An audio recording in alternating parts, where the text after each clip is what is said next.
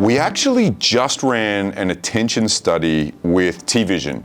And T-Vision, they have a panel of people, it's all opted in, and they have this camera-like sensor that they use literally attached to the TV. And it can detect whether someone's eyes are on the television, whether they're paying attention to the content, paying attention to the ad. It can also detect how many people are in the room. And we found a couple of things, and literally this week we launched the study. We found that CTV garners more attention for both content and ads than linear. The attention factor was significantly higher.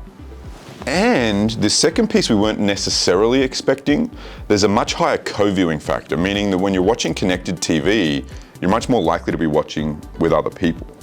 And that wasn't something we necessarily knew, but it is interesting because it's a self-appointed appointment viewing. Oh, let's sit down, we're going to watch show XYZ together.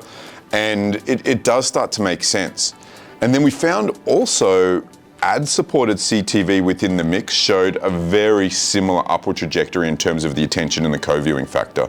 It's also interesting because one of the questions that we had going into the research was, if you're co-viewing, are you paying more or less attention to the television? Because it could be that you're talking to the other individual, or it could be because it's appointment viewing, you're paying attention to the glass. And the research found that when you're co-viewing, you tend to pay higher attention, more attention than when you're watching alone. So CTV has a greater level of attention, a greater level of co-viewing, and when co-viewed, an even higher level of attention.